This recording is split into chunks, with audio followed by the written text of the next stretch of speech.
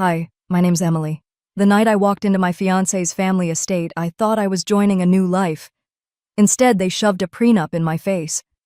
His mother hissed, "No signature, no wedding." And him? He just shrugged, like my dignity was nothing but ink on paper. I stayed silent, but deep down, I knew the silence would cost me everything. And when the wedding day came, my father stood up. Their faces turned pale. Do you think you know how it ended? Or will what happened next leave you as shocked as they were? Before we dive in, let me know. What time are you listening to this, and where are you? Drop a comment below. The Harrow estate stretched out like a palace as my father and I pulled up the long, winding driveway. Early spring in Charleston meant the magnolias were blooming, but the beauty outside only made me feel more like an intruder. When I stepped out of the car, my modest, pale blue dress brushed against the polished marble steps, and already I could feel eyes on me. Their glances were quick, sharp, whispering judgments that pierced before I even reached the door. Inside, the chandelier glistened above me, scattering light like cold stars. The marble floors echoed under my heels, each step reminding me of how out of place I was. I told myself to smile, to keep my head high. This is my life now, I whispered inwardly. I belong here, even if they don't think so. It didn't take long. A woman I didn't know, dripping in pearls, tapped me lightly on the arm and said, "Could you bring me a glass of champagne, sweetheart?" For a moment, I froze. My cheeks burned, but I forced a polite smile. "I don't work here," I answered softly, and she blinked, embarrassed but not enough to apologize. She turned away, laughing it off as if I were invisible. My chest tightened, but I kept walking. Corbin was across the room, busy shaking hands, oblivious. He didn't notice. He never seemed to notice. The air shifted when Seraphine Harrow arrived. Corbin's mother floated in like royalty, her gown brushing the floor, diamond earrings catching every flicker of light. Her smile was flawless, practiced, but her eyes sliced through me. "Elara," she said smoothly, her voice carrying authority that left no room for refusal. "Come with me. We should talk." She led me into the study, the heavy oak door closing behind us with a thud that felt final. She didn't sit. She didn't need to. She slid an envelope across the polished desk, her nails tapping against the paper like a ticking clock. "No signature, no wedding," she said evenly. "It's standard protection for our family." I stared at the envelope. "Does Corbin know you're asking me this?" My voice barely broke the silence. She tilted her head, a smirk tugging her lips. "He trusts me to handle family matters. He doesn't need the burden of details." The words sank into me like ice water. My pulse pounded. I opened my mouth to argue, but she raised her hand, queen dismissing subject. "Don't overthink it, Elara. It's just a signature." When I stepped back into the crowded hall, I could feel my knees trembling. The chandelier above seemed cruel now, its brightness mocking me. I caught sight of my father across the room, Gideon Turner, standing with the quiet strength he always carried. He noticed my face instantly. "You all right?" he asked softly when I approached, his hand brushing my arm with warmth I hadn't realized I was desperate for. "I'm fine. Just tired," I lied. His eyes lingered on me longer than anyone else's ever did. I almost told him right then, almost spilled the weight crushing my chest, but instead, I swallowed it, hiding behind a practiced smile. Later, out on the balcony, the cool night air offered no comfort. Corbin joined me, sipping a drink like nothing was wrong. I tried, carefully. "Your mother thinks I should sign something." He barely looked at me. "It's just a signature, Elara. Don't overreact." The words snapped something inside me. I forced a smile, nodding as though I agreed, but my chest ached like a wound no one could see. That night, in the guest room, The envelope sat heavy on my nightstand, its presence impossible to ignore. Sleep wouldn't come. I lay staring at the ceiling until a gentle knock broke the silence. My father's voice came through the door, low and steady. Couldn't sleep? When I opened it, he stood there holding a mug of tea, his face full of quiet concern. I looked at the envelope, then back at him. My lips trembled as I whispered, "Dad, what would you do?" My father didn't answer right away. He just handed me the tea, warm against my trembling hands, and sat down in the chair across from my bed. The rain tapping against the tall window filled the silence between us. Finally, he said softly, "People can change, Ilara, but only if they want to." I stared at the envelope lying heavy on the nightstand, the edges sharp in the morning light. My pale blue dress from last night still clung to me, wrinkled and out of place, but I hadn't bothered to change. The night had been long. Sleep had never really come. I picked up the envelope, holding it like it might burn me. My father's eyes followed the motion, calm but searching. For a second, I almost pushed it into his hands. I wanted him to tell me what to do, to take the weight of it from me. But I froze. "I don't want to drag you into this," I whispered. My voice cracked, and I hated the sound of it. His brow furrowed gently. "You're my daughter. You've never been a burden." I finally slid the envelope across the blanket to him. He opened it, reading quietly, the only sound the soft flip of pages. His face didn't give much away, though the corner of his mouth tightened once. After a long pause, he looked at me. "What do you want, Ilara?" The question hit me harder than I expected. Not what they wanted, not what Corbin wanted, not what Seraphine demanded. What did I want? I swallowed hard because I didn't know anymore. The air in that house had smothered every thought of my own. A knock at the door interrupted us. One of the house staff announced in a clipped tone, "Miss Harrow requests your presence in the study." My stomach clenched. My father touched my hand lightly before I stood. The walk down the hallway felt endless. The portraits of stern-faced ancestors seemed to watch me pass, judging every step. When I entered the study, Seraphine was already waiting, her lips pressed thin in a line of satisfaction. "Well?" she asked. The word hung in the air like a command. I took a shaky breath. "I'll sign." Her expression softened into a smile that didn't reach her eyes. She leaned closer, her perfume sharp and cloying. "You'll thank me one day," she whispered, "for protecting you from disappointment." The papers were spread out on the desk, neat and heavy, each page dense with words I barely absorbed. My hand trembled as I picked up the pen. The scratching sound as I signed echoed in the silence, louder than it should have been. My chest felt like it was caving in. Seraphine gathered the papers, sealing them into the envelope with deliberate care. "Welcome to the family," she said smoothly. There was no warmth in her tone. It wasn't an embrace. It was a claim. I left the study numb, my legs moving on autopilot. In the hallway, my father waited. He didn't ask what happened. He just squeezed my hand gently. "You did what you thought was right," he said quietly. "That's all anyone can do." But there was something in his eyes, something steady, confident, that unsettled me, almost as if he knew a truth no one else did. The rest of the day passed in a haze.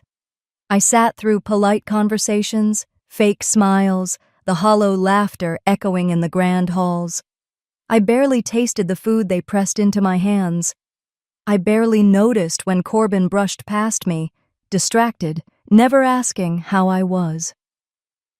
That night, lying awake in the guest bed, I stared at the ceiling. The ink on those pages felt like iron chains locking me into a future I wasn't sure I wanted. I pressed my palm against my chest, trying to steady my breath. From somewhere down the hall, I heard Seraphine's laughter, crisp and triumphant, carrying through the mansion. It sliced through the silence like a knife. I turned onto my side, whispering into the darkness, "God, please tell me I didn't just give my soul away." The rain had eased some time before dawn, leaving behind the faint smell of wet earth drifting in through the tall windows. My eyes burned from lack of sleep, but I couldn't stop turning over the weight of that signature in my mind. The soft knock came just as the first thin light of morning slipped past the curtains. I pushed myself upright, brushing a hand over my tangled hair. "Come in," I murmured, though my voice was weak. My father stepped in, his presence filling the bridal suite with something the Harrow mansion rarely carried: gentleness. He held a small box, plain and unassuming, but his expression was steady. He sat beside me on the edge of the bed and placed it in my hands. "Your mother wanted you to have this," he said quietly. I opened it with trembling fingers. Inside lay a simple gold necklace, delicate but strong. My chest tightened, tears stinging my eyes before I could stop them. "I wish she was here," I whispered, the words breaking before they left my lips. Dad's gaze stayed on me, unwavering. "She'd be proud of you, Ilara, no matter what." I swallowed hard, clutching the necklace like it was the only thing tethering me to the ground. Later, I stood before the mirror, the necklace cool against my skin. The pale blue dress I'd worn last night had been replaced by the ivory gown they'd chosen for me, its lace and silk whispering wealth I hadn't grown up with. But it wasn't the gown that gave me strength. It was that necklace. "I'll carry you with me, Mom," I whispered, fingertips brushing the pendant. The door swung open before I could take another breath. Seraphine swept in, her heels clicking against the polished floor. Her eyes moved immediately to the necklace, and her lips curled. "Well," she said, voice dripping with condescension, "that's quaint, but I suppose it's fitting." I met her gaze in the mirror. My voice was steady, even if my heart wasn't. It belonged to my mother. I wouldn't wear anything else. For a moment, her smile faltered. But then she stepped closer, hands adjusting the veil as though I were a doll in her collection. Her perfume stung my nose. "Let's hope," she said softly, a smile sharp as glass, "you don't embarrass the family today." I didn't answer. My fingers tightened around the pendant, holding on to the warmth of my mother's memory. The silence between us was thick, her barbed words echoing louder than any shout. The rest of the morning blurred with preparations. Voices floated in from the lawn where white tents were being set up, laughter spilling through the open windows. Bridesmaids bustled in and out, offering compliments that felt rehearsed. Corbin remained absent, leaving me to Seraphine's orchestrations. Just before the ceremony, I stepped toward the window, needing a moment to breathe. Through the crowd gathering below, I caught sight of my father. He was watching me, his posture calm, eyes steady. When he noticed me, he gave a small nod. Not dramatic, not for show, just enough to remind me I wasn't alone, no matter how gilded this cage felt. The music swelled outside, my heart thudded in time with it. The doors opened, and the room held its breath. I clutched the necklace once more, grounding myself. As I began to step forward, I felt Seraphine's gaze burning into me, as though daring me to falter. But this time, the weight of her scrutiny didn't crush me. For the first time, I felt something stir that wasn't fear, something closer to quiet defiance. The ivory gown shimmered in the light. My pulse raced, but my grip on the necklace steadied me. Corbin's hand was warm but stiff in mine. His smile didn't reach his eyes when he leaned close and whispered, "You okay?" I gave a faint smile, the kind that feels pasted on. "I am, if you are." The music swelled louder, a string quartet tucked beneath the white canopy. The sun shone bright over the manicured lawns, glinting off the crystal vases filled with roses. Guests turned, smiling politely as I walked down the aisle. My veil fluttered in the light breeze, but all I could feel was every eye on me, weighing, judging. Corbin waited at the altar, shifting slightly, his jaw tight. Out of the corner of my eye, I saw her. Seraphine. She sat in the front row, posture regal, lips pressed thin, her gaze fixed like a blade on my every move. She didn't smile. She didn't need to. The message was clear enough.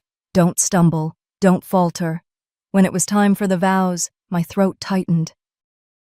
My voice trembled as I spoke the words, clutching the necklace at my throat with one hand as though it could lend me strength. I felt the chain warm against my skin, a silent reminder of my mother. Corbin glanced toward his mother before sliding the ring onto my finger, his hesitation small but unmistakable. The priest continued, words of blessing floating through the spring air, but the tension was thick enough to choke on. The kiss was brief, almost formal, as though Seraphine herself had dictated how long it should last. Applause rippled across the garden, polite and restrained. The white tents gleamed in the sunlight as we walked back down the aisle together, but instead of feeling like a bride stepping into a new life, I felt like a display piece being paraded for approval. Inside the reception hall, chandeliers cast golden light over long tables covered in fine china. Guests laughed and clinked crystal glasses, the sound bright and hollow.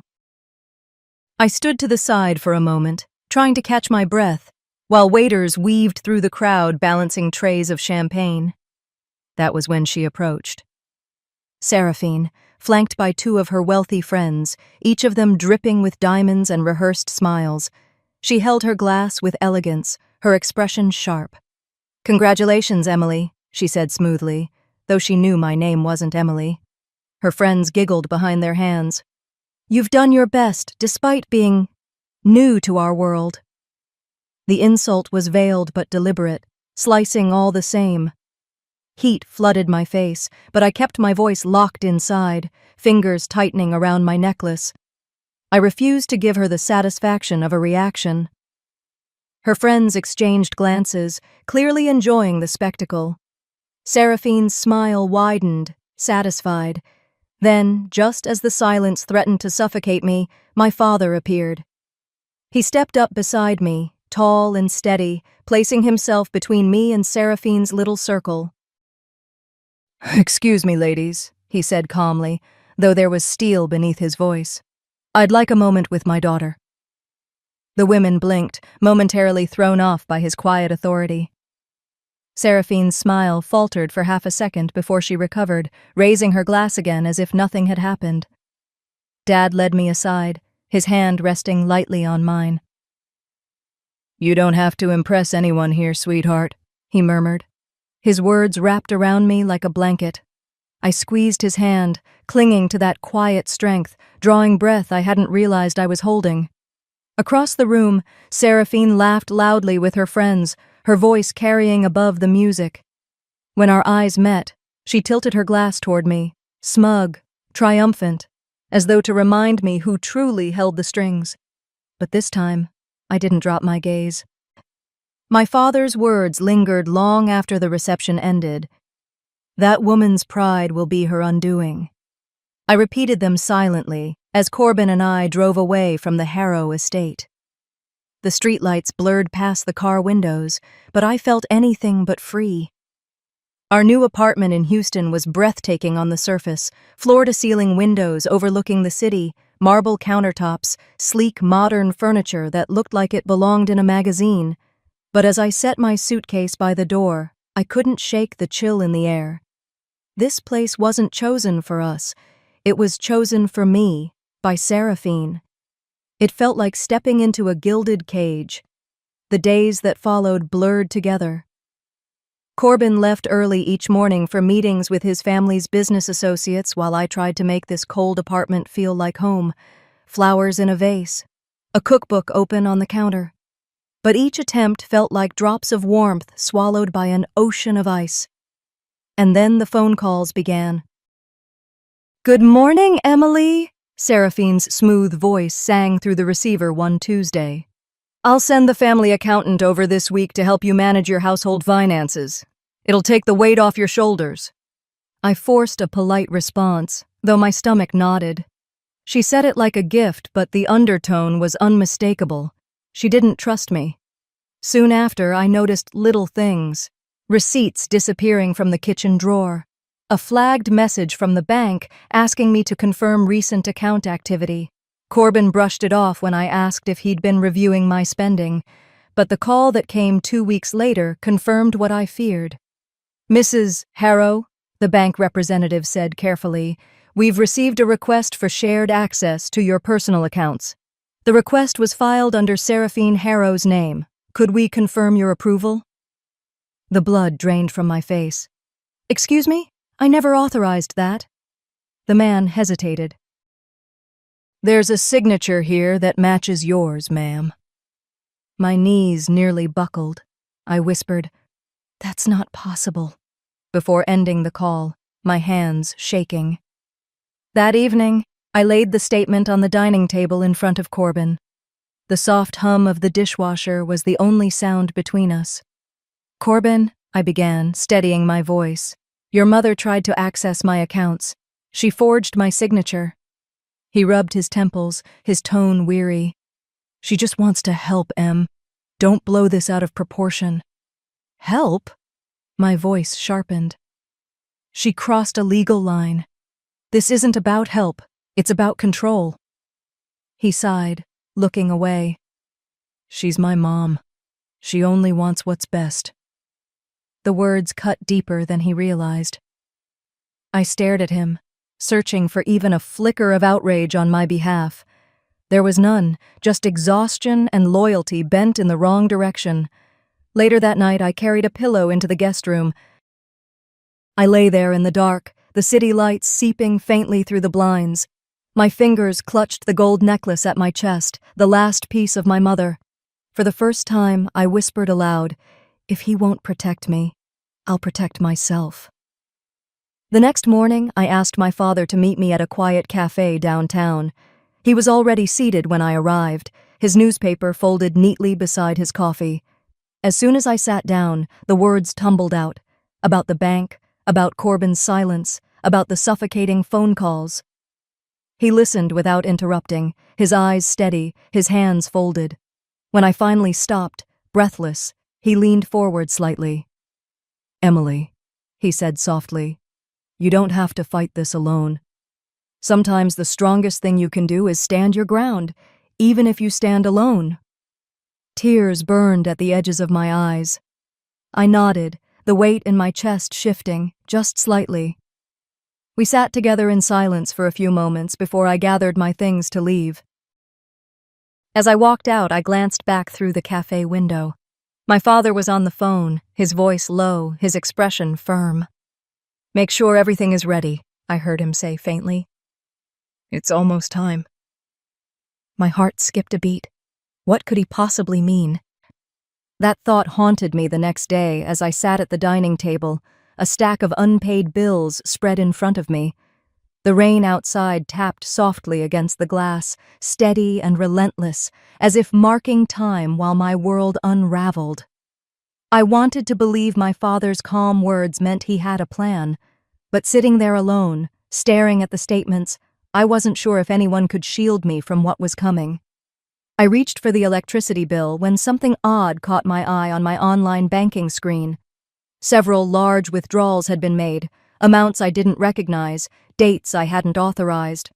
My chest tightened.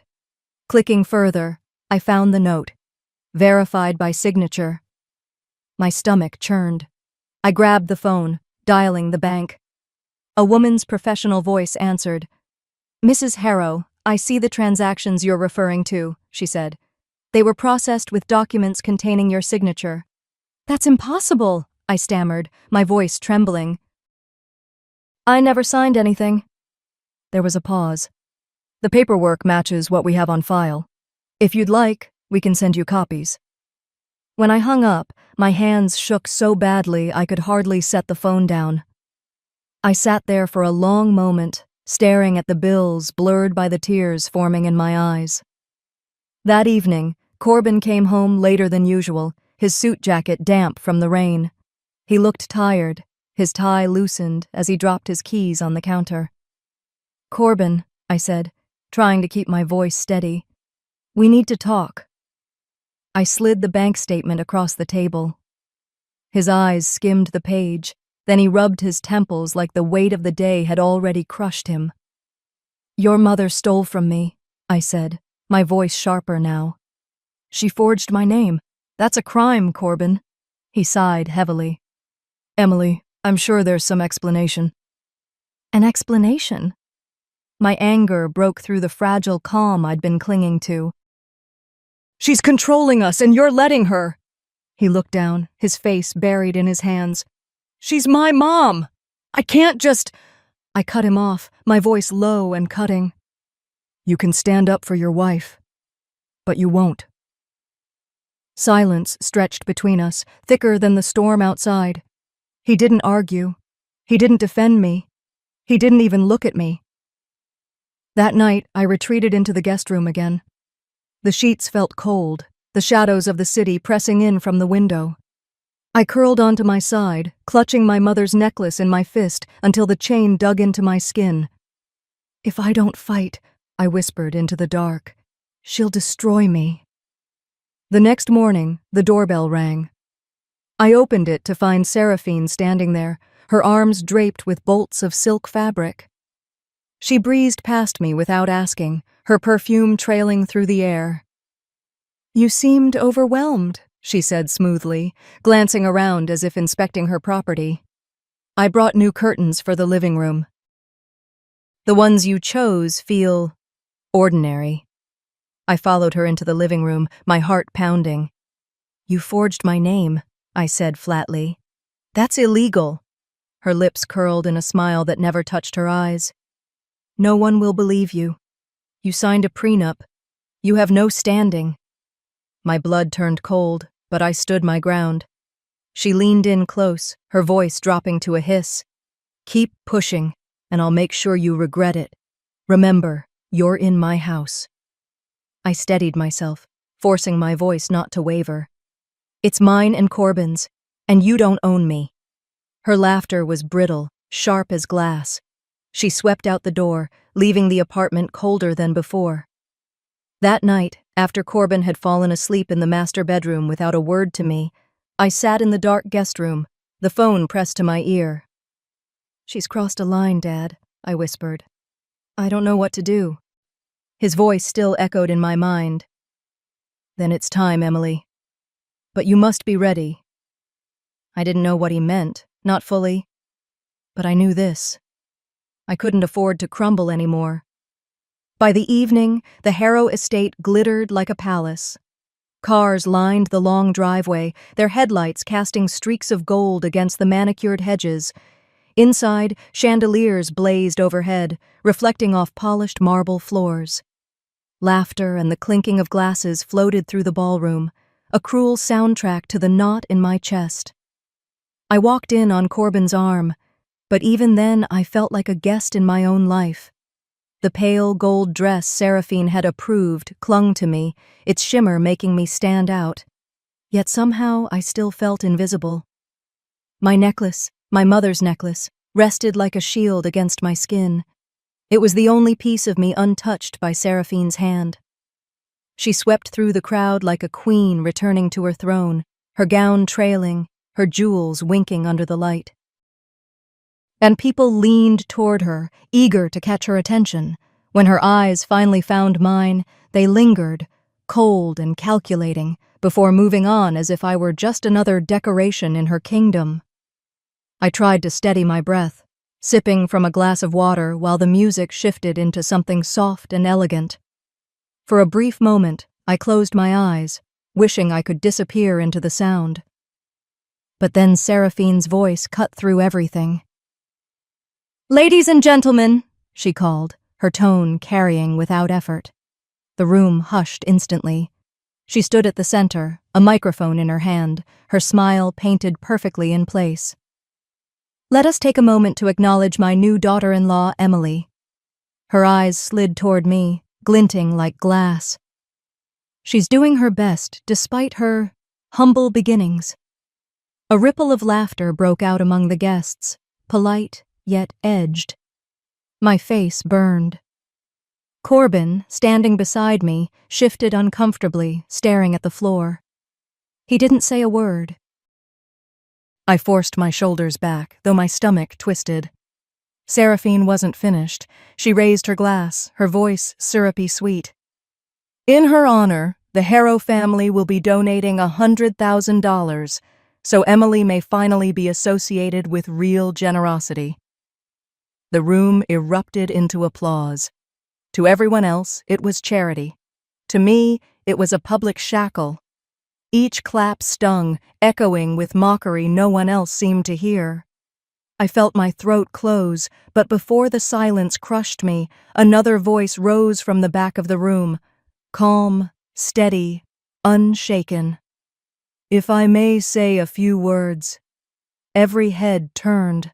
My father stepped forward, his posture straight, his face calm but firm.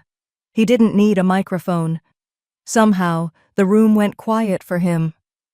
Seraphine blinked, her smile flickering just slightly. Then she gestured with a flourish. Of course, Mr. Turner. He nodded once, then spoke, his voice warm but unyielding. Generosity isn't measured in dollar amounts or flashy announcements. It's measured by how we treat each other when the spotlight isn't on us. His gaze swept the room, then landed on me. My daughter understands that. She's lived it. The air shifted. People shifted in their chairs, some clearing their throats. Seraphine's lips curved into another smile, but it looked more like a mask now, stiff and brittle. I stood a little taller, the heat in my cheeks cooling as my father's eyes met mine. In them, I saw not pity, but belief. Seraphine let out a hollow laugh, clinking her glass with the women nearest her. Beautiful words, she said, her tone sugar-coated, though her eyes flashed. But the damage had been done. For the first time in weeks, I felt the tiniest spark inside me, small but steady. I lowered my hand to my necklace, holding it tightly. In my chest, a whisper formed. This isn't over. Across the room, Seraphine's smile stayed frozen, her eyes burning holes into me as my father returned to his seat, calm and unshaken. I know she's plotting her next move, and I must be ready. The music in the grand ballroom swelled, violins soaring as laughter rippled through clusters of jeweled gowns and tailored tuxedos. I stayed near the edge of the room, clutching a glass of sparkling water I hadn't touched. My father's quiet words from earlier lingered in my chest, a fragile shield against the storm I felt brewing. Seraphine glided across the marble like she owned the very ground. Her smile was dazzling, her whispers deliberate. I watched her lean toward a circle of women, manicured nails resting lightly on one's arm as she tilted her head in my direction. She's sweet, but hopeless, I heard her murmur, her voice smooth enough to carry without breaking the illusion of politeness. Poor thing, so far out of her depth. A couple of the women glanced at me and chuckled softly. My stomach knotted, but I forced myself to stay still, chin lifted. If I stormed out, she'd win. Moments later, Seraphine ascended the small platform near the orchestra. She took the microphone as though it had been waiting for her. Friends, she began, her voice rich with false warmth. We all know it's not easy, bringing someone from such a modest background into this circle. But we do our best, don't we? The laughter this time was louder, sharper. I felt stripped bare in front of them all. Corbin shifted beside me, his jaw tight, but he stayed silent. Then she pulled out an envelope. And in the spirit of honesty, she unfolded a sheet of paper, eyes gleaming. I've received word that Emily here may have mismanaged certain funds. It seems she isn't quite ready to handle responsibility at this level. Gasps broke through the room like shattering glass. Whispers spread in waves. Some faces turned sympathetic, others narrowed with suspicion. Corbin leaned forward, his mouth opening as though to speak. But then he shut it, lips pressed tight. My breath caught in my throat. Was she about to destroy me completely? Before panic could consume me, a single word cut through the chaos. Enough. The voice was calm, deep, and unshakable. My father stepped forward from the back of the room. The crowd parted as though moved by an invisible hand. His eyes locked on Seraphine, steady and unyielding. "You've spoken of generosity tonight, Margaret," he said, her real name delivered like a gavel. "But true generosity isn't cruelty dressed up as concern." The room fell silent. Even the orchestra faltered. Seraphine blinked, her smile stiffening. My father raised a hand, commanding every gaze. "For years, I've quietly funded the Harrow Foundation's largest projects. Tonight, I reveal this only for one reason: to defend my daughter from your arrogance." Gasps swirled across the room, louder than before. A glass slipped from Seraphine's fingers, crashing against the marble and scattering shards. She didn't even flinch, her face draining of color. He continued, his voice calm but firm. "I never wanted Emily to grow up spoiled, but I will not stand by while you humiliate her. She is stronger than you'll ever admit, and she deserves respect." I couldn't move. The truth of his words wrapped around me like a lifeline. My father, the man who'd always been steady but quiet, now stood like a fortress between me and Seraphine's cruelty.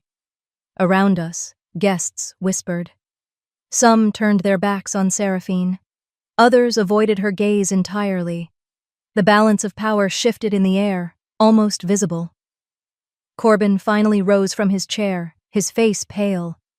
"Mom," he said, his voice low but shaking, "how could you do this? Emily is my wife. I should have defended her." His eyes met mine, shame flickering in them.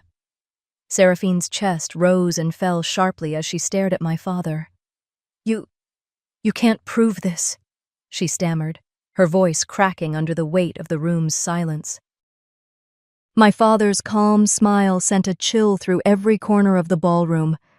"I don't need to prove anything," he said softly, yet with absolute authority. "The people who matter already know." And in that moment, I knew. The illusion Seraphine had crafted so carefully was beginning to shatter. By the time the first light of dawn crept through the blinds, the whispers had already spread like wildfire. News of my father's revelation traveled faster than I could have imagined. The Harrow name, once untouchable, was now being questioned in every corner of their glittering circle. I didn't need to see the messages on Seraphine's phone to know what they said. Cancelled luncheons, revoked invitations, quiet apologies wrapped in cold distance. The Queen of Charleston society had been left without a court. At my father's apartment, the morning smelled of coffee and the faintest hint of buttered toast. It was a modest place. No marble floors, no towering chandeliers. Yet it felt warmer than the entire Harrow estate ever had. I awoke on his couch, wrapped in a quilt I recognized from childhood. For the first time in weeks, I had slept without dreams filled with dread. In the kitchen, I found him humming an old tune while pouring coffee into 2 chipped mugs. He slid one across the counter to me, the steam curling up like a soft promise. "You look rested," he said quietly, as though careful not to break the peace of the moment. I smiled faintly, my fingers curled around the warmth of the cup.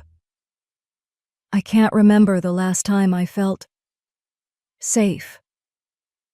Without a word, he reached under a stack of papers and handed me a folder. My breath caught as I opened it. Inside were documents, corrections filed, reversals processed. "You'll have your money back soon," he said, his voice steady, but his eyes softer than I'd ever seen. "No one will take what's yours again." I blinked back tears. For so long, I had thought silence was the price of peace. But now, sitting there with my father, I realized silence had been the leash Seraphine had wrapped around my neck. Later that morning, a knock echoed at the door. I already knew who it was. Corbin stood there, hair tousled, eyes rimmed red. He looked smaller somehow, his shoulders slumped under the weight of something heavier than exhaustion. He twisted his wedding band nervously. "Emily," he began, his voice cracking. "I'm sorry. I should have defended you. I was afraid of her, but that's no excuse." For a long moment, I just watched him. Part of me wanted to scream, part of me wanted to fall into his arms, but I had learned too much to let fear dictate my answer.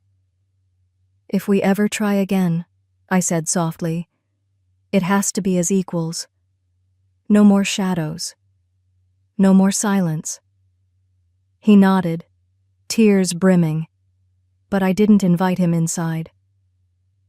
"For now," I added gently, "I need space." When the door closed behind him, I leaned against it, my necklace pressing warm against my skin. My mother's necklace. My anchor. Days later, with my father's encouragement and his quiet funding, I launched something new. Not a social club, not a gala, not a performance for high society, but a foundation. A place where women could learn how to protect their financial rights in marriage. I poured my heart into workshops, into guides, into listening to the stories of women who thought they were alone. At the very first event, a young woman approached me, her hands trembling as she whispered, "Thank you. I thought I was alone." I squeezed her hand, answering softly, "You're not. None of us are." Meanwhile, in the Harrow estate that once bustled with constant parties and visitors, silence reigned. Seraphine sat by her phone, staring at unanswered calls. Her pride, once her armor, had become her cage. With no audience left, her power faded into nothing more than memory. That evening, I sat beside my father on the balcony of his apartment. The city stretched wide before us, the lights flickering like stars that had fallen to earth. He set his mug down and turned to me. "You turned something painful into something powerful," he said. His voice carried no judgment, only quiet pride. And I rested my head on his shoulder, letting the peace of the moment sink in. "You taught me never to give up on myself," I whispered. For the first time in months, I felt truly free. I looked out at the city, the hum of life carrying far into the night, and whispered, "This is just the beginning."